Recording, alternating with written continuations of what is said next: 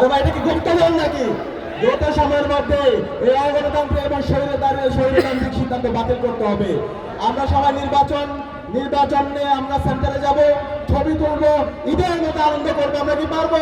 প্রতিটি ক্যাম্পাস ইতিমধ্যে বাংলাদেশের 4 কোটি তরুণ ইনসাফের পক্ষে অবস্থান নিয়েছে। আগামী 12 ফেব্রুয়ারি যে নির্বাচন হবে, সেই নির্বাচনে ঐক্যবদ্ধ বাংলাদেশের পক্ষে, রিকশার পক্ষে গড়ে যাওয়া হবে ইনশাআল্লাহ।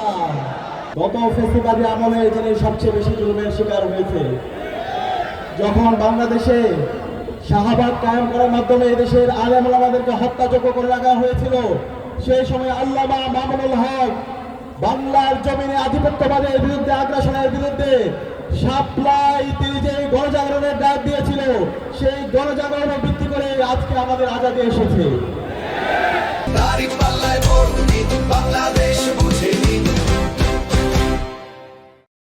আমরা আমার এই মজলুম ভাইকে আগামী 12 ফেব্রুয়ারি ব্যালট বিপ্লবের মাধ্যমে কি বিজয় করতে পারবো ইনশাআল্লাহ। ইতিমধ্যে বাংলাদেশের তরুণ ইনসাফের পক্ষে অবস্থান নিয়েছে।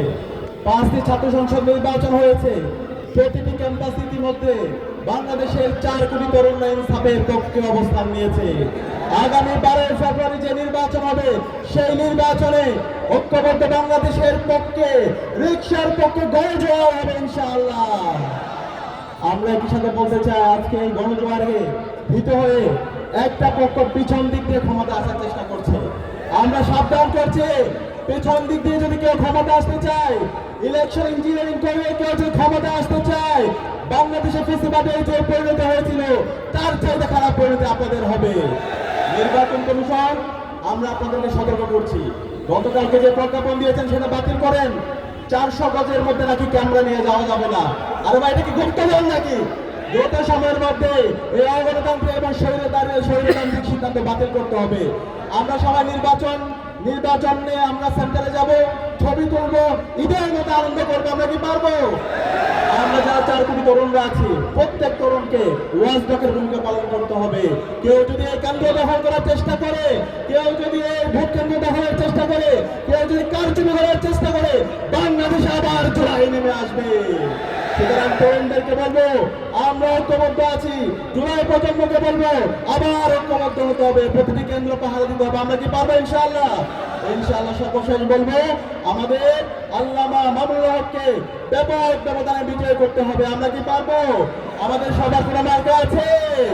জুলাই প্রজন্মের কোনো মার্কা আছে? আল্লামা মামুনুল হকের কোনো মার্কা আছে? ডাক্তার শফিকুর রহমানের কোনো মার্কা আছে? নাহিদ ইসলামের কোনো মার্কা আছে? সেই মার্কা একসাথে 12 তারিখ সারা বেলা জিতবে, আবার সবার সারা সিলমারো ভাই সিলমারো, 12 তারিখ সারা দিন। সর্বশেষ রিকশায় সিলমারের পাশাপাশি আমরা গণভোটে হ্যাঁ দেবো। গণভোটে হ্যাঁ মানে হলো আজাদি, হ্যাঁ মানে হলো ইনসাফ, হ্যাঁ মানে হলো শহীদ উসমান হাজি হত্যার বিচার। তাহলে আমরা গণভোটে হ্যাঁ পারবো তো ইনশাআল্লাহ। দ্বিতীয় সিল পড়বে ইনসাফের পক্ষে, রিকশার পক্ষে, শাপলাকলির পক্ষে, গণজোয়ার এবং আমাদের দাঁড়িপাল্লার পক্ষে, ইগলের পক্ষে। আমরা পারবো তো ইনশাআল্লাহ। ইনশাআল্লাহ। ইনকালাব জিন্দাবাদ।